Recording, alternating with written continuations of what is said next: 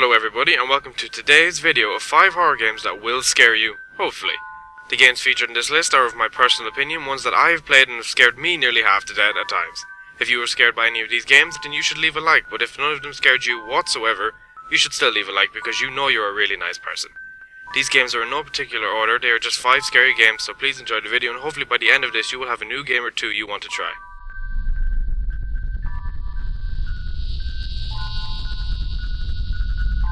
Amnesia: The Dark Descent is a first-person horror game which leaves you playing in a dark and mysterious castle with only a lantern to help guide your way.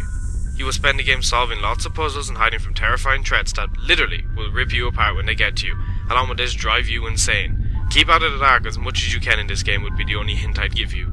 The sound effects and atmosphere are what make this horror game a sheer masterpiece. You'd want to be one manly man to be able to get through this game without even so much as a flinch. The story is surprisingly good too if you're into the whole dark, hidden, mysterious storytelling experience. You pick up pieces of paper and diary entries, and narration that pops up will teach you how the story is laying out. And even when you're done replacing your fit pair of pants because of this game, you have the custom mods too. There are so many custom stories for this game that people have gone and made and are still making today, and some of them are extremely terrifying.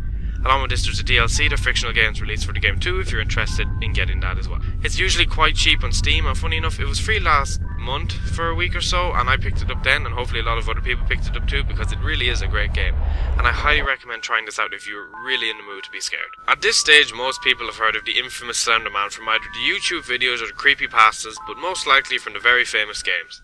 Slender: The 8 Pages was an indie game that was released in 2012 and jumped to fame very quickly.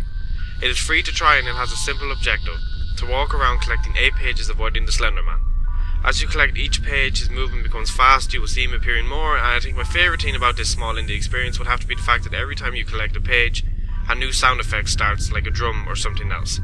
It's so goddamn intense, and it doesn't even end there. People loved this game so much they went and literally made hundreds of other free versions of the Slender Man. So don't expect to have trouble playing this game, you literally just have to search it and you will have tons of searches. A more professional version called Slender: The Arrival was made in 2013, and I would give that a try too. It's not the best, but there's one level where you're in a mine and I don't ever want to talk about it again. The experience was life-changing. This game can just be too much.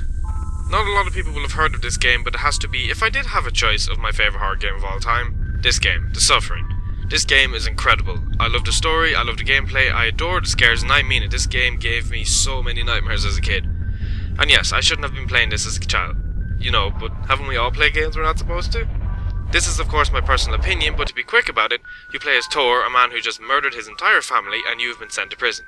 But just know the stuff that happens next, and the next things next, you will find yourself feeling isolated and afraid, and oh god, it's a horrifying experience, but it's so good.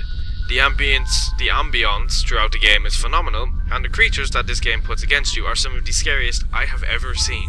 This game has a serious amount of jump scares, so if you do play this with a weak heart, don't go do something else, play something fluffier.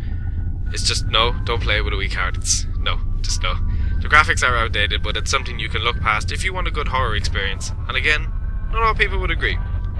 But you should definitely try this game, if you have the chance. Outlast was released in 2013 as a big indie project by a few big developers from some AAA games. Like first-person indie horror games before it, you have no means to defend yourself but only run away and hide. It shares many similarities to Amnesia but succeeds in what it tries to do. The story is quite interesting, which many horror games struggle to do. The gameplay is quite satisfying with you being able to do the usual hide and lockers or in the dark, or sprint for dear life away from an enemy.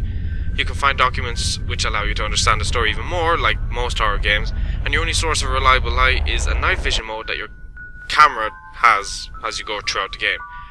You can also use this camera to record certain events which you come by, and that will teach you more of the story and how it progresses if you kind of get that, because they don't really tell you that. Well, maybe they do, I don't know.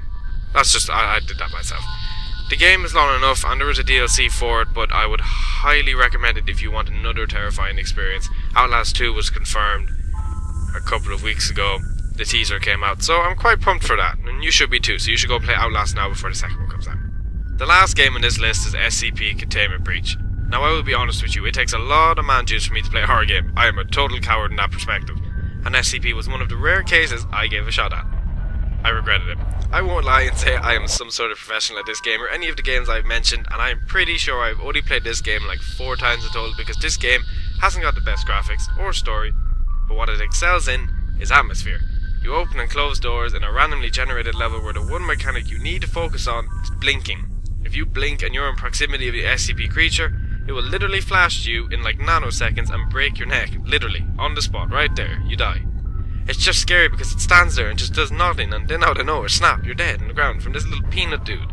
Like, he's so horrifyingly cute, and he just breaks your neck. No, just give it a shot, but if you enjoy keeping your heart in your chest, just don't.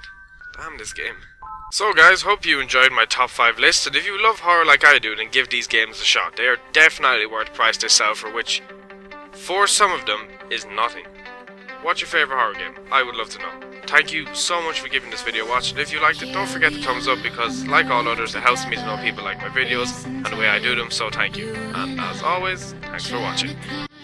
The snakes and ladders can block the shine and blind your eyes, 'cause it's easy to feel weighed down, and it's easy to blame